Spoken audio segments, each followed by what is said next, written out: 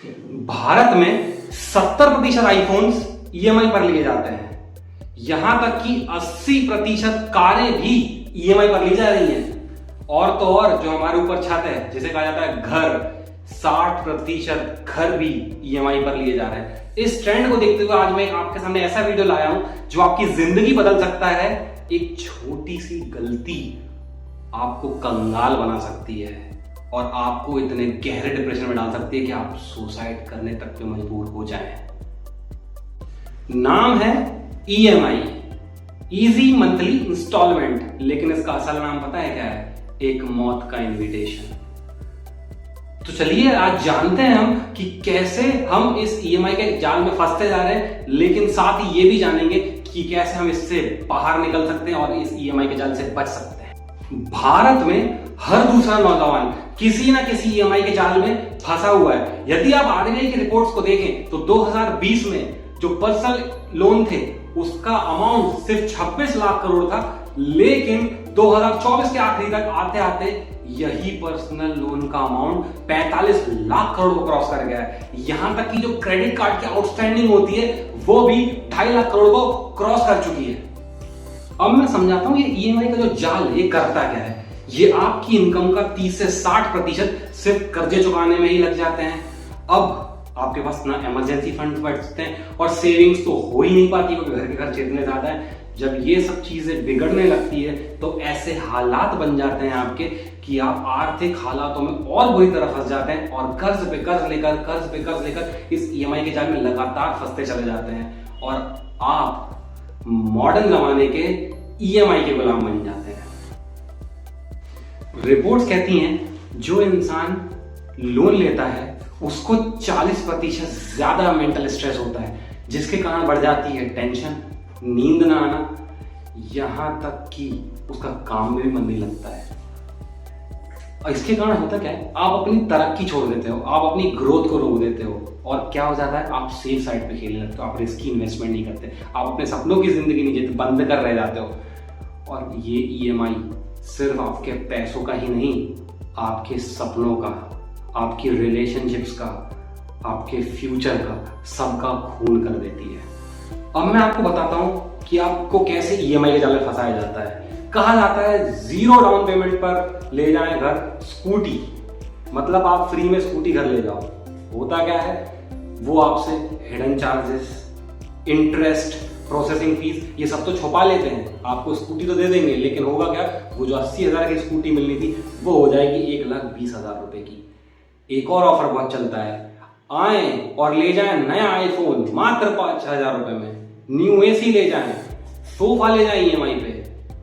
लेकिन आप ये नहीं समझ पाते कि वो उन्होंने आपको जरूरत की नहीं, जबरदस्ती की चीज दे दी है, वो भी उधार पे। तीसरा ट्रैप आता है क्रेडिट कार्ड, कि मंथली 2% के इंटरेस्ट रेट पर कोई भी सामान ले जाए। क्या आपको पता है ये 2% कितना महंगा पड़ता है? ये पड़ता है 24 से लेकर 36%, जो अब तक का पूरे देश का, पूरी दुनिया का सबसे महंगा इंटरेस्ट लोन है। चौथी चीज, आप लोगों के प्रेशर में कैसे आते हैं। बाजू वाले ने गाड़ी ले ली, आपके सामने वाले ने गाड़ी ले ली, आप भी जोश में रहते हैं, मैं भी लूंगा कार। आपकी कार तो चल पड़ी, लेकिन आपका फ्यूचर हमेशा के लिए रुक गया। आप ईएमआई लेकर कैसे अपने आने वाले कल को गिरवी रख रहे हैं, इस पर मैं आपको एक केस स्टडी बताने वाला हूं, एक रियल लाइफ की केस स्टडी। एक लड़का था राहुल, जो था आईटी इंजीनियर, 40,000 रुपए की सैलरी थी उसकी, लेकिन बाइक की ईएमआई, मोबाइल की ईएमआई, फर्नीचर की ईएमआई, घर के खर्च, घर का किराया, घर का राशन, इन्हीं सब चीजों में पैसा खत्म हो जाता था। आखिरी में सेविंग्स होती थी 0। हुआ क्या, कोरोना आया, जॉब गई, क्रेडिट स्कोर भी खराब हुआ, खुद जिंदगी भर के लिए ईएमआई में उलझ के रह गए। अब हम जानते हैं ईएमआई से बचने के रास्ते, जिसमें पहला रूल आता है 20-30-50 रूल। 50% जरूरत पे खर्च करिए, 30% सेविंग कीजिए और 20% का सामान वो लीजिए जो जबरदस्ती का है, जिस पर आप ईएमआई ले सके।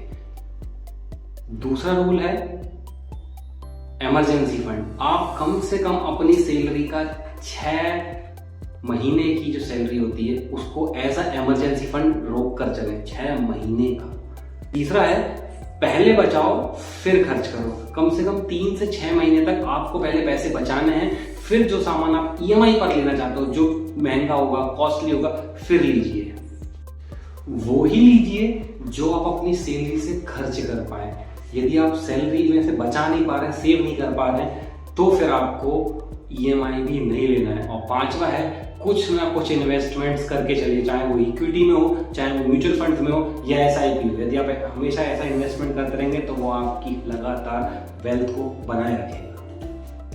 ईएमआई के बारे में 3 बातों आपको बहुत ध्यान से समझनी पड़ेगी। पहली, ईएमआई लेने के पहले सोच लीजिए कि आप कंफर्ट खरीद रहे हैं या अपना फ्यूचर गिरवी रख रहे हैं। दूसरा, यदि आज पैसा नहीं है तो कल भी पैसा नहीं होगा।